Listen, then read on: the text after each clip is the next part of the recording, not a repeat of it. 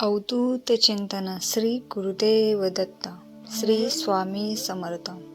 नमस्कार स्वामी भक्तांनो. हा व्हिडिओ पुढे ढकलण्याआधी काही क्षण थांबा. कदाचित आजचा क्षण तुमच्यासाठी खूप महत्त्वाचा ठरू शकतो. कारण आयुष्यात कधीकधी असे क्षण येतात जेव्हा मन खूप अस्वस्थ होतं, विचार थांबत नाही आणि शांततेची खूप गरज वाटते. आपण सगळेच आजच्या धावपळीच्या आयुष्यात सतत काही ना काही विचारांमध्ये अडकलेले असतो. कामाचा ताण, जबाबदाऱ्या, चिंता, भीती, भविष्याची काळजी या सगळ्यांचा परिणाम हळूहळू आपल्या मनावर होत असतो. मन शांत नसलं की शरीरही थकल्यासारखं वाटतं आणि आयुष्यातील सकारात्मक गोष्टी आपल्याला जाणवत नाही. अशा वेळी स्वतःसाठी काही क्षण काढणं खूप गरजेचं असतं. स्वतःच्या मनाकडे लक्ष देणं, थोडा वेळ शांत बसणं, अंतर्मनाशी जोडणं हे फार महत्त्वाचं आहे. आज आपण जो मंत्र ऐकणार आहोत तो याच उद्देशाने ऐकला जातो. मनाला स्थैर्य देण्यासाठी, विचारांची गर्दी कमी करण्यासाठी आणि सकारात्मक ऊर्जेची अनुभूती मिळवण्यासाठी.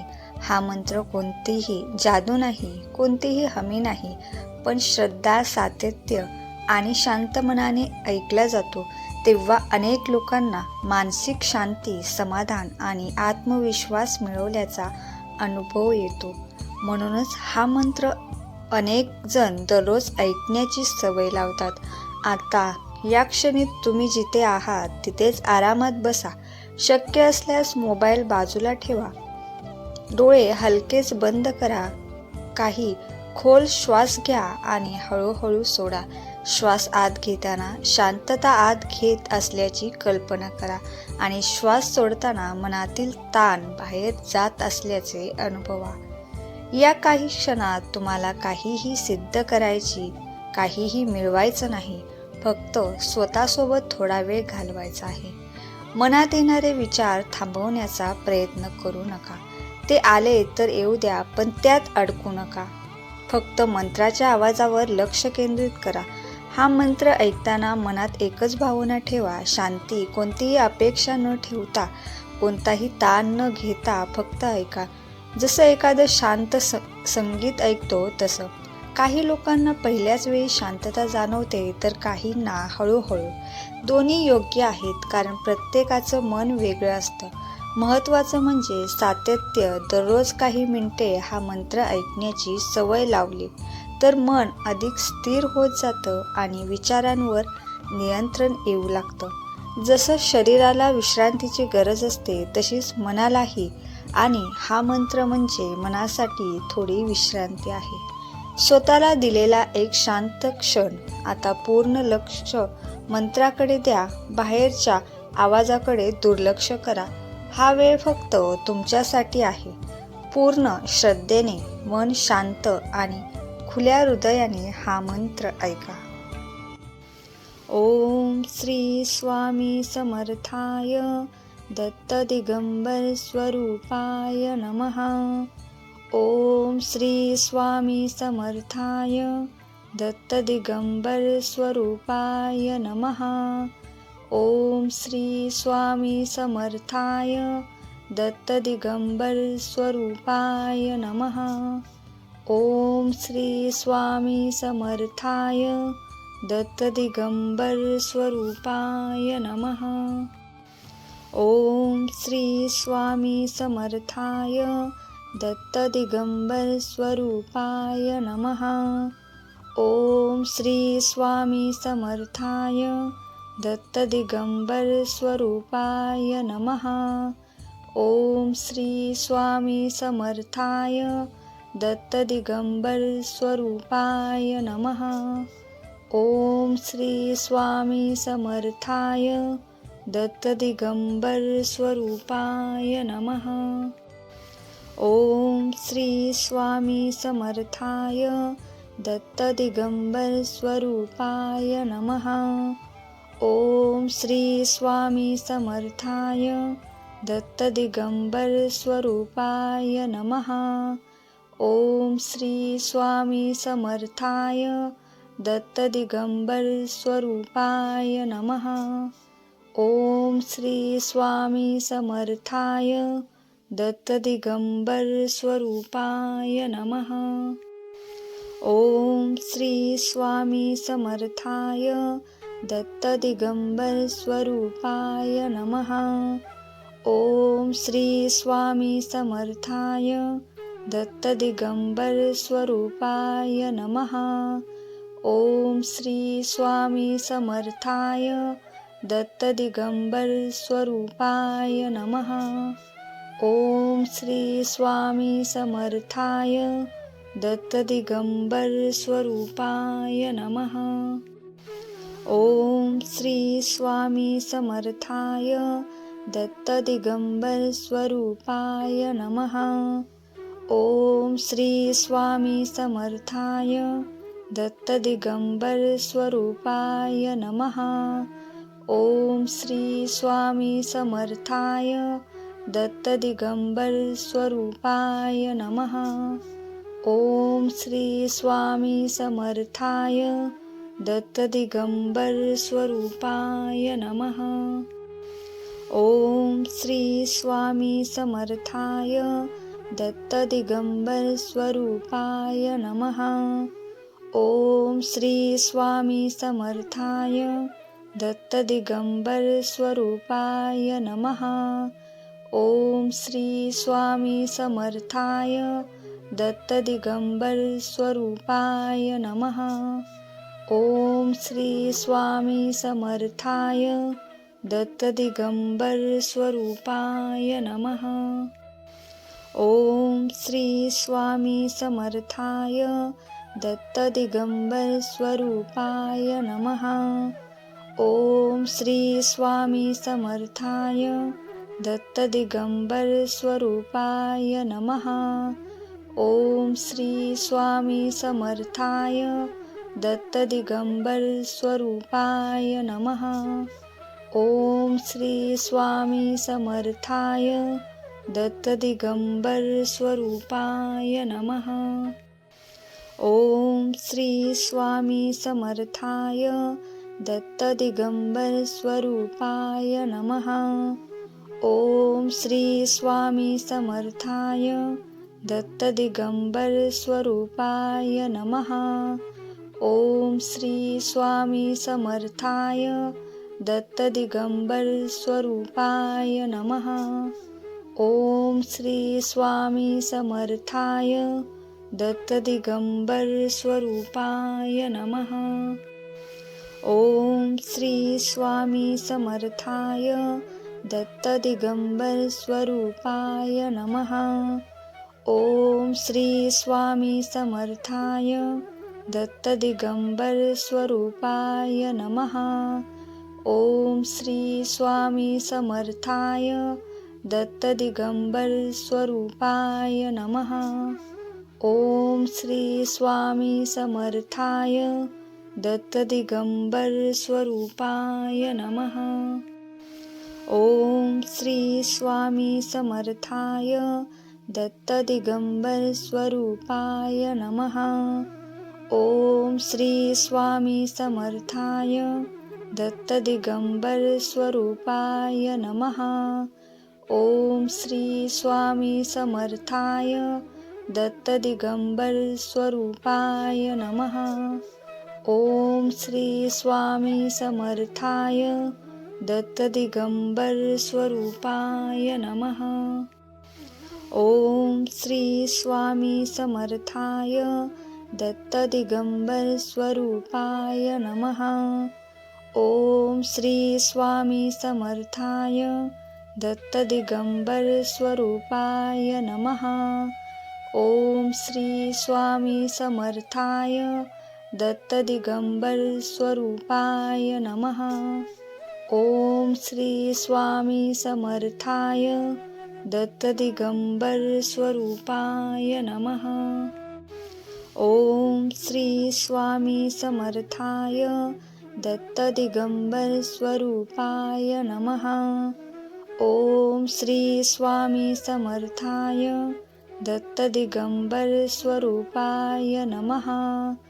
ओम श्री स्वामी समर्थाय दत्त दिगंबर स्वरूपाय नमः। ओम श्री स्वामी समर्थाय दत्त दिगंबर स्वरूपाय नमः। ओम श्री स्वामी समर्थाय दत्त दिगंबर स्वरूपाय नमः। ओम श्री स्वामी समर्थाय दत्त दिगंबर स्वरूपाय नमः। ओम श्री स्वामी समर्थाय दत्त दिगंबर स्वरूपाय नमः। ओम श्री स्वामी समर्थाय दत्त दिगंबर स्वरूपाय नमः। ओम श्री स्वामी समर्थाय दत्त दिगंबर स्वरूपाय नमः। ओम श्री स्वामी समर्थाय दत्त दिगंबर स्वरूपाय नमः। ओम श्री स्वामी समर्थाय दत्त दिगंबर स्वरूपाय नमः। ओम श्री स्वामी समर्थाय दत्त दिगंबर स्वरूपाय नमः।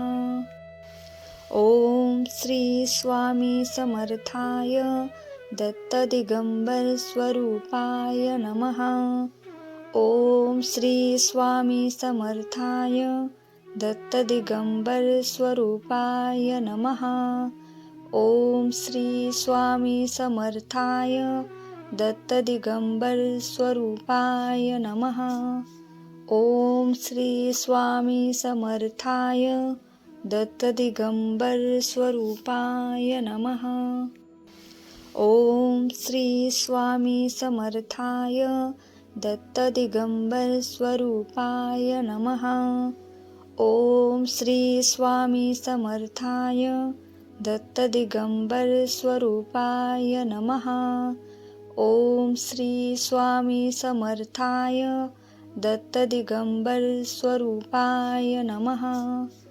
ओम श्री स्वामी समर्थाय दत्त दिगंबर स्वरूपाय नमः। ओम श्री स्वामी समर्थाय दत्त दिगंबर स्वरूपाय नमः। ओम श्री स्वामी समर्थाय दत्त दिगंबर स्वरूपाय नमः। ओम श्री स्वामी समर्थाय दत्त दिगंबर स्वरूपाय नमः। ओम श्री स्वामी समर्थाय दत्त दिगंबर स्वरूपाय नमः। ओम श्री स्वामी समर्थाय दत्त दिगंबर स्वरूपाय नमः। ओम श्री स्वामी समर्थाय दत्त दिगंबर स्वरूपाय नमः। ओम श्री स्वामी समर्थाय दत्त दिगंबर स्वरूपाय नमः। ओम श्री स्वामी समर्थाय दत्त दिगंबर स्वरूपाय नमः। ओम श्री स्वामी समर्थाय दत्त दिगंबर स्वरूपाय नमः। ओम श्री स्वामी समर्थाय दत्त दिगंबर स्वरूपाय नमः। ओम श्री स्वामी समर्थाय दत्त दिगंबर स्वरूपाय नमः।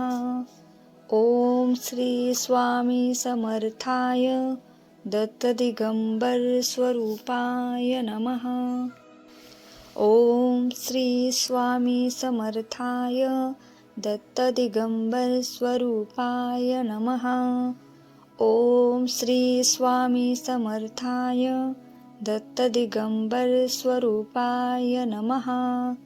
ओम श्री स्वामी समर्थाय दत्त दिगंबर स्वरूपाय नमः। ओम श्री स्वामी समर्थाय दत्त दिगंबर स्वरूपाय नमः। ओम श्री स्वामी समर्थाय दत्तदिगम्बर स्वरूपाय नमः। ओम श्री स्वामी समर्थाय दत्तदिगम्बर स्वरूपाय नमः। ओम श्री स्वामी समर्थाय दत्तदिगम्बर स्वरूपाय नमः। ओम श्री स्वामी समर्थाय दत्तदिगम्बर स्वरूपाय नमः। ओम श्री स्वामी समर्थाय दत्तदिगम्बर स्वरूपाय नमः। ओम श्री स्वामी समर्थाय दत्तदिगम्बर स्वरूपाय नमः। ओम श्री स्वामी समर्थाय दत्तदिगम्बर स्वरूपाय नमः। ओम श्री स्वामी समर्थाय दत्तदिगम्बर स्वरूपाय नमः। ओम श्री स्वामी समर्थाय दत्तदिगम्बर स्वरूपाय नमः। ओम श्री स्वामी समर्थाय दत्तदिगम्बर स्वरूपाय नमः।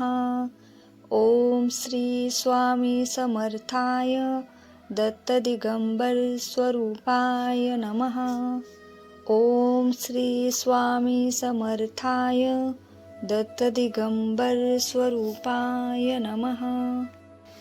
ओम श्री स्वामी समर्थाय दत्तदिगम्बर स्वरूपाय नमः। ओम श्री स्वामी समर्थाय दत्तदिगम्बर स्वरूपाय नमः। ओम श्री स्वामी समर्थाय दत्तदिगम्बर स्वरूपाय नमः।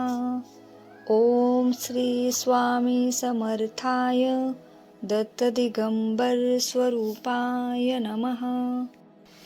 ओम श्री स्वामी समर्थाय दत्तदिगम्बर स्वरूपाय नमः। ओम श्री स्वामी समर्थाय दत्तदिगम्बर स्वरूपाय नमः। ओम श्री स्वामी समर्थाय दत्तदिगम्बर स्वरूपाय नमः। ओम श्री स्वामी समर्थाय दत्तदिगम्बर स्वरूपाय नमः। ओम श्री स्वामी समर्थाय दत्तदिगम्बर स्वरूपाय नमः। ओम श्री स्वामी समर्थाय दत्तदिगम्बर स्वरूपाय नमः। ओम श्री स्वामी समर्थाय दत्तदिगम्बर स्वरूपाय नमः। ओम श्री स्वामी समर्थाय दत्तदिगम्बर स्वरूपाय नमः। ओम श्री स्वामी समर्थाय दत्तदिगम्बर स्वरूपाय नमः। ओम श्री स्वामी समर्थाय दत्तदिगम्बर स्वरूपाय नमः। ओम श्री स्वामी समर्थाय दत्तदिगम्बर स्वरूपाय नमः। ओम श्री स्वामी समर्थाय दत्तदिगम्बर स्वरूपाय नमः। ओम श्री स्वामी समर्थाय दत्तदिगम्बर स्वरूपाय नमः। ओम श्री स्वामी समर्थाय दत्तदिगम्बर स्वरूपाय नमः। ओम श्री स्वामी समर्थाय दत्तदिगम्बर स्वरूपाय नमः। ओम श्री स्वामी समर्थाय दत्तदिगम्बर स्वरूपाय नमः। ओम श्री स्वामी समर्थाय दत्तदिगम्बर स्वरूपाय नमः। ओम श्री स्वामी समर्थाय दत्तदिगम्बर स्वरूपाय नमः। ओम श्री स्वामी समर्थाय दत्तदिगम्बर स्वरूपाय नमः। ओम श्री स्वामी समर्थाय दत्तदिगम्बर स्वरूपाय नमः। ओम श्री स्वामी समर्थाय दत्त दिगंबर स्वरूपाय नमः. ओम श्री स्वामी समर्थाय दत्त दिगंबर स्वरूपाय नमः. ओम श्री स्वामी समर्थाय दत्त दिगंबर स्वरूपाय नमः. ओम श्री स्वामी समर्थाय दत्त दिगंबर स्वरूपाय नमः. ओम श्री स्वामी समर्थाय दत्त दिगंबर स्वरूपाय नमः. ओम श्री स्वामी समर्थाय दत्त दिगंबर स्वरूपाय नमः. ओम श्री स्वामी समर्थाय दत्त दिगंबर स्वरूपाय नमः. ओम श्री स्वामी समर्थाय दत्त दिगंबर स्वरूपाय नमः. ओम श्री स्वामी समर्थाय दत्त दिगंबर स्वरूपाय नमः. ओम श्री स्वामी समर्थाय दत्त दिगंबर स्वरूपाय नमः.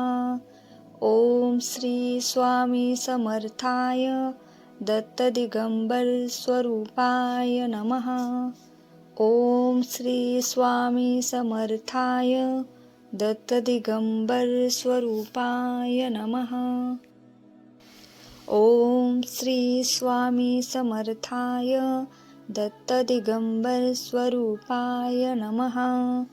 ओम श्री स्वामी समर्थाय दत्त दिगंबर स्वरूपाय नमः. ओम श्री स्वामी समर्थाय दत्त दिगंबर स्वरूपाय नमः. ओम श्री स्वामी समर्थाय दत्त दिगंबर स्वरूपाय नमः. ओम श्री स्वामी समर्थाय दत्त दिगंबर स्वरूपाय नमः. ओम श्री स्वामी समर्थाय दत्त दिगंबर स्वरूपाय नमः. ओम श्री स्वामी समर्थाय दत्त दिगंबर स्वरूपाय नमः. ओम श्री स्वामी समर्थाय दत्त दिगंबर स्वरूपाय नमः. ओम श्री स्वामी समर्थाय दत्त दिगंबर स्वरूपाय नमः. ओम श्री स्वामी समर्थाय दत्त दिगंबर स्वरूपाय नमः. ओम श्री स्वामी समर्थाय दत्त दिगंबर स्वरूपाय नमः. ओम श्री स्वामी समर्थाय दत्त दिगंबर स्वरूपाय नमः. ओम श्री स्वामी समर्थाय दत्त दिगंबर स्वरूपाय नमः. ओम श्री स्वामी समर्थाय दत्त दिगंबर स्वरूपाय नमः. ओम श्री स्वामी समर्थाय दत्त दिगंबर स्वरूपाय नमः. ओम श्री स्वामी समर्थाय दत्त दिगंबर स्वरूपाय नमः.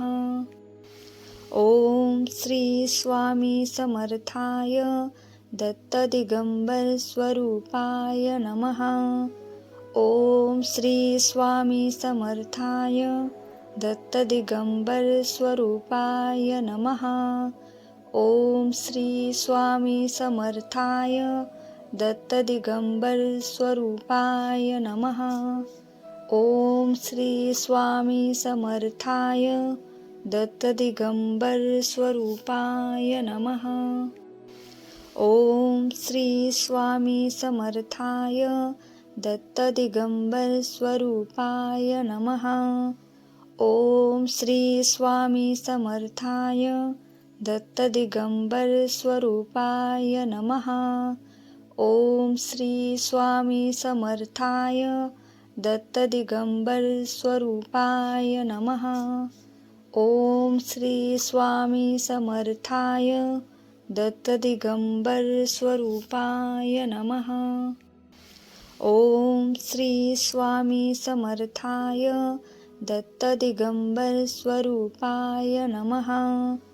ओम श्री स्वामी समर्थाय दत्तदिगंबर स्वरूपाय नमः. ओम श्री स्वामी समर्थाय दत्तदिगंबर स्वरूपाय नमः. ओम श्री स्वामी समर्थाय दत्तदिगंबर स्वरूपाय नमः. ओम श्री स्वामी समर्थाय दत्तदिगंबर स्वरूपाय नमः. ओम श्री स्वामी समर्थाय दत्तदिगंबर स्वरूपाय नमः. ओम श्री स्वामी समर्थाय दत्तदिगंबर स्वरूपाय नमः. ओम श्री स्वामी समर्थाय दत्तदिगंबर स्वरूपाय नमः. ओम श्री स्वामी समर्थाय दत्तदिगंबर स्वरूपाय नमः. ओम श्री स्वामी समर्थाय दत्तदिगंबर स्वरूपाय नमः. ओम श्री स्वामी समर्थाय दत्तदिगंबर स्वरूपाय नमः. ओम श्री स्वामी समर्थाय दत्तदिगंबर स्वरूपाय नमः. ओम श्री स्वामी समर्थाय दत्तदिगंबर स्वरूपाय नमः. ओम श्री स्वामी समर्थाय दत्तदिगंबर स्वरूपाय नमः. ओम श्री स्वामी समर्थाय दत्तदिगंबर स्वरूपाय नमः.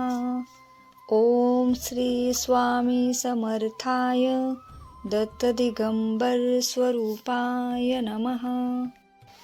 ओम श्री स्वामी समर्थाय दत्तदिगंबर स्वरूपाय नमः. ओम श्री स्वामी समर्थाय दत्तदिगंबर स्वरूपाय नमः. ओम श्री स्वामी समर्थाय दत्तदिगंबर स्वरूपाय नमः. ओम श्री स्वामी समर्थाय दत्तदिगंबर स्वरूपाय नमः. ओम श्री स्वामी समर्थाय दत्तदिगंबर स्वरूपाय नमः. ओम श्री स्वामी समर्थाय दत्तदिगंबर स्वरूपाय नमः. ओम श्री स्वामी समर्थाय दत्तदिगंबर स्वरूपाय नमः. ओम श्री स्वामी समर्थाय दत्तदिगंबर स्वरूपाय नमः. ओम श्री स्वामी समर्थाय दत्तदिगंबर स्वरूपाय नमः. ओम श्री स्वामी समर्थाय दत्तदिगंबर स्वरूपाय नमः. ओम श्री स्वामी समर्थाय दत्तदिगंबर स्वरूपाय नमः. ओम श्री स्वामी समर्थाय दत्तदिगंबर स्वरूपाय नमः. ओम श्री स्वामी समर्थाय दत्तदिगंबर स्वरूपाय नमः. ओम श्री स्वामी समर्थाय दत्तदिगंबर स्वरूपाय नमः. ओम श्री स्वामी समर्थाय दत्तदिगंबर स्वरूपाय नमः. ओम श्री स्वामी समर्थाय दत्तदिगंबर स्वरूपाय नमः. ओम श्री स्वामी समर्थाय दत्तदिगंबर स्वरूपाय नमः. ओम श्री स्वामी समर्थाय दत्तदिगंबर स्वरूपाय नमः. ओम श्री स्वामी समर्थाय दत्तदिगंबर स्वरूपाय नमः.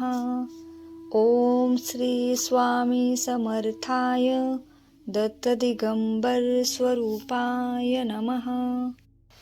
ओम श्री स्वामी समर्थाय दत्त दिगंबर स्वरूपाय नमः। ओम श्री स्वामी समर्थाय दत्त दिगंबर स्वरूपाय नमः। ओम श्री स्वामी समर्थाय दत्त दिगंबर स्वरूपाय नमः। ओम श्री स्वामी समर्थाय दत्त दिगंबर स्वरूपाय नमः। ओम श्री स्वामी समर्थाय दत्त दिगंबर स्वरूपाय नमः। ओम श्री स्वामी समर्थाय दत्त दिगंबर स्वरूपाय नमः। ओम श्री स्वामी समर्थाय दत्त दिगंबर स्वरूपाय नमः। ओम श्री स्वामी समर्थाय दत्त दिगंबर स्वरूपाय नमः। ओम श्री स्वामी समर्थाय दत्त दिगंबर स्वरूपाय नमः। ओम श्री स्वामी समर्थाय दत्त दिगंबर स्वरूपाय नमः।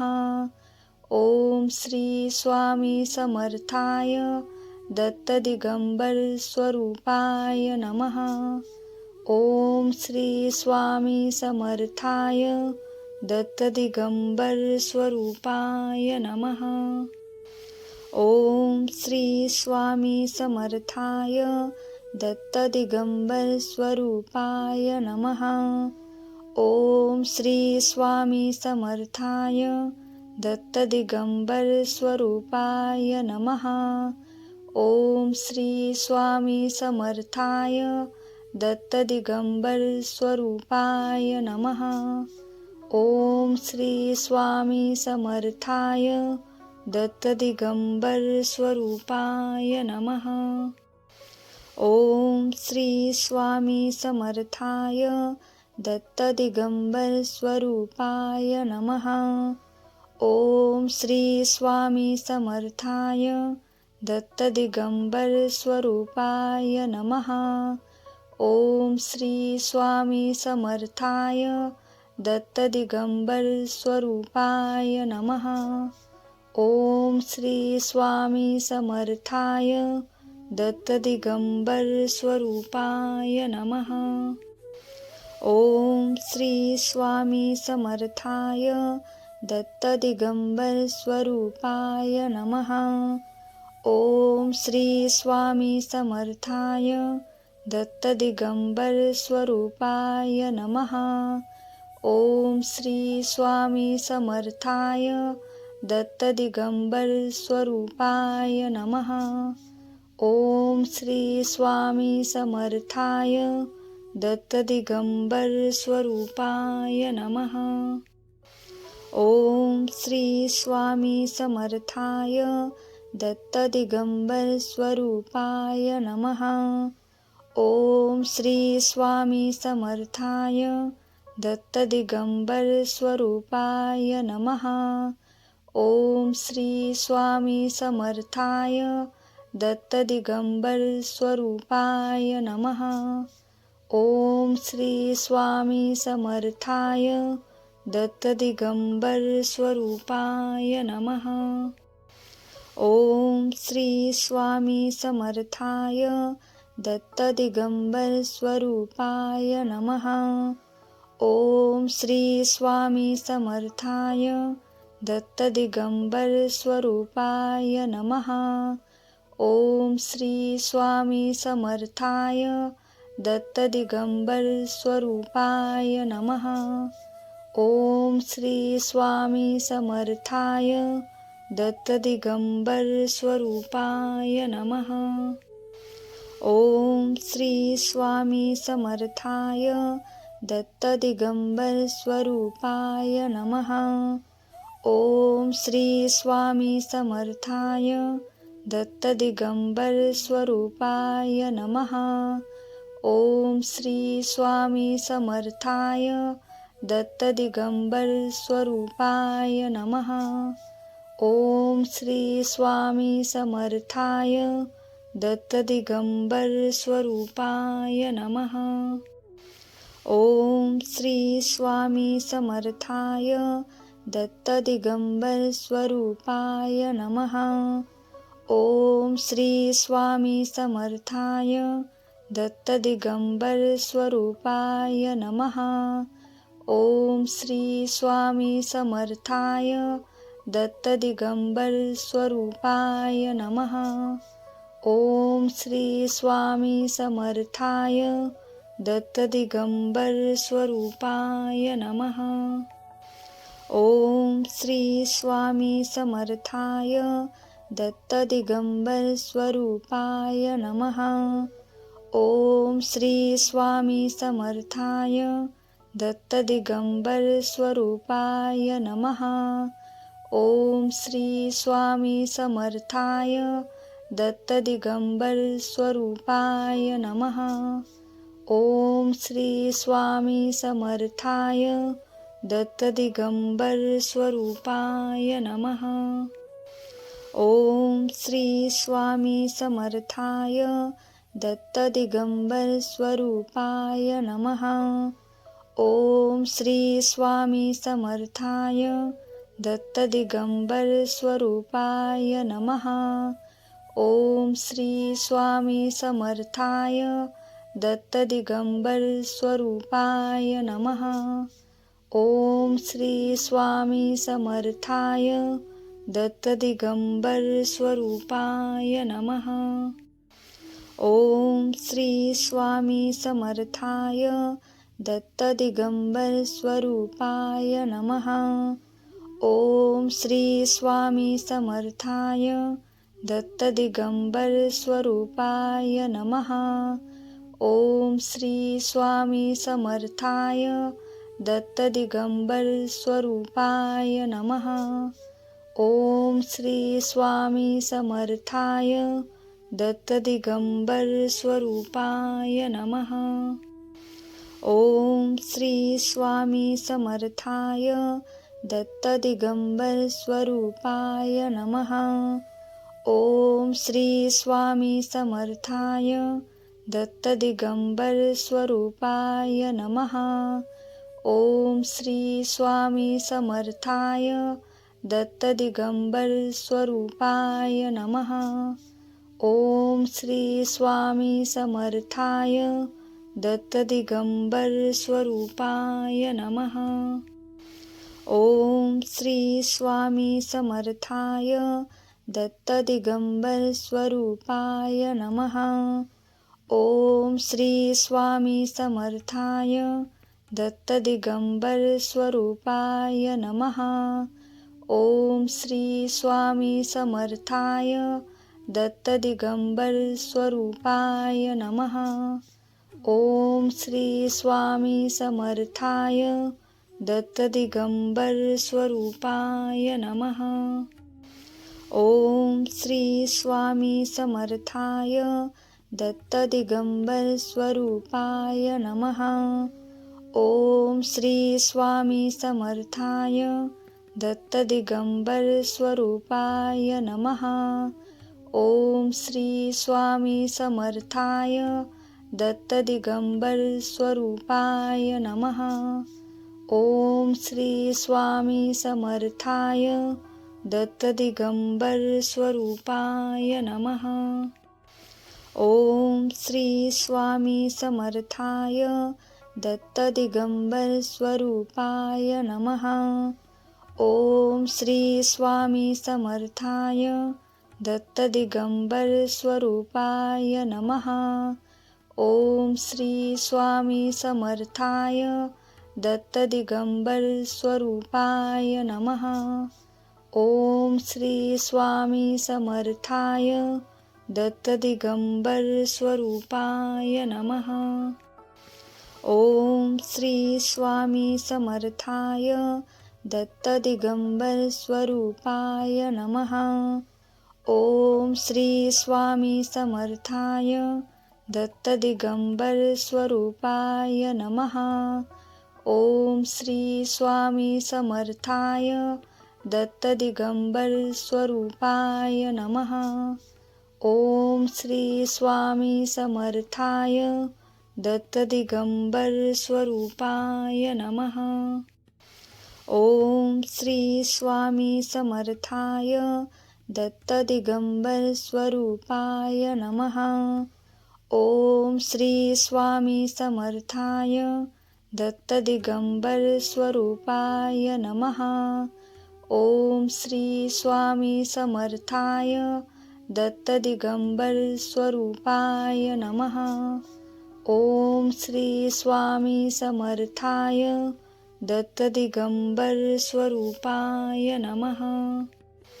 ओम श्री स्वामी समर्थाय दत्त दिगंबर स्वरूपाय नमः.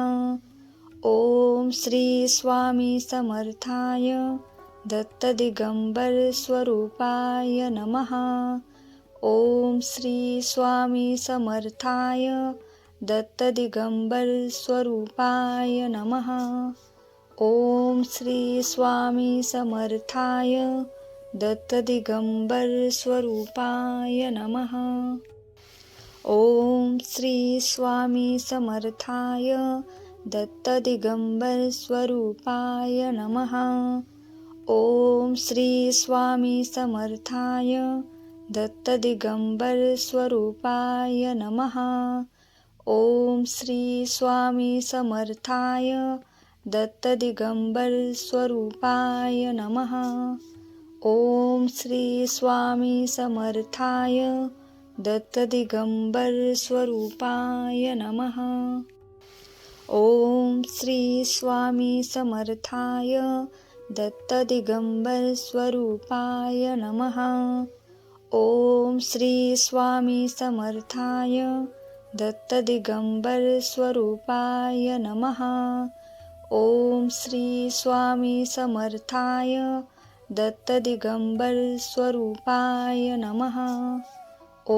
श्री स्वामी समर्थाय दत्त दिगंबर स्वरूपाय नमः. ओम श्री स्वामी समर्थाय दत्त दिगंबर स्वरूपाय नमः. ओम श्री स्वामी समर्थाय दत्त दिगंबर स्वरूपाय नमः. ओम श्री स्वामी समर्थाय दत्त दिगंबर स्वरूपाय नमः. ओम श्री स्वामी समर्थाय दत्त दिगंबर स्वरूपाय नमः. ओम श्री स्वामी समर्थाय दत्त दिगंबर स्वरूपाय नमः. ओम श्री स्वामी समर्थाय दत्त दिगंबर स्वरूपाय नमः. ओम श्री स्वामी समर्थाय दत्त दिगंबर स्वरूपाय नमः. ओम श्री स्वामी समर्थाय दत्त दिगंबर स्वरूपाय नमः. ओम श्री स्वामी समर्थाय दत्त दिगंबर स्वरूपाय नमः. ओम श्री स्वामी समर्थाय दत्त दिगंबर स्वरूपाय नमः. ओम श्री स्वामी समर्थाय दत्त दिगंबर स्वरूपाय नमः. ओम श्री स्वामी समर्थाय दत्त दिगंबर स्वरूपाय नमः. ओम श्री स्वामी समर्थाय दत्त दिगंबर स्वरूपाय नमः. ओम श्री स्वामी समर्थाय दत्त दिगंबर स्वरूपाय नमः. ओम श्री स्वामी समर्थाय दत्त दिगंबर स्वरूपाय नमः. ओम श्री स्वामी समर्थाय दत्त दिगंबर स्वरूपाय नमः. ओम श्री स्वामी समर्थाय दत्त दिगंबर स्वरूपाय नमः. ओम श्री स्वामी समर्थाय दत्त दिगंबर स्वरूपाय नमः. ओम श्री स्वामी समर्थाय दत्तदिगंबर स्वरूपाय नमः. ओम श्री स्वामी समर्थाय दत्तदिगंबर स्वरूपाय नमः. ओम श्री स्वामी समर्थाय दत्तदिगंबर स्वरूपाय नमः. ओम श्री स्वामी समर्थाय दत्तदिगंबर स्वरूपाय नमः. ओम श्री स्वामी समर्थाय दत्तदिगंबर स्वरूपाय नमः. ओम श्री स्वामी समर्थाय दत्तदिगंबर स्वरूपाय नमः. ओम श्री स्वामी समर्थाय दत्तदिगंबर स्वरूपाय नमः. ओम श्री स्वामी समर्थाय दत्तदिगंबर स्वरूपाय नमः. ओम श्री स्वामी समर्थाय दत्तदिगंबर स्वरूपाय नमः. ओम श्री स्वामी समर्थाय दत्तदिगंबर स्वरूपाय नमः. ओम श्री स्वामी समर्थाय दत्तदिगंबर स्वरूपाय नमः. ओम श्री स्वामी समर्थाय दत्तदिगंबर स्वरूपाय नमः. ओम श्री स्वामी समर्थाय दत्तदिगंबर स्वरूपाय नमः. ओम श्री स्वामी समर्थाय दत्तदिगंबर स्वरूपाय नमः. ओम श्री स्वामी समर्थाय दत्तदिगंबर स्वरूपाय नमः. ओम श्री स्वामी समर्थाय दत्तदिगंबर स्वरूपाय नमः. ओम श्री स्वामी समर्थाय दत्तदिगंबर स्वरूपाय नमः. ओम श्री स्वामी समर्थाय दत्तदिगंबर स्वरूपाय नमः. ओम श्री स्वामी समर्थाय दत्तदिगंबर स्वरूपाय नमः. ओम श्री स्वामी समर्थाय दत्तदिगंबर स्वरूपाय नमः.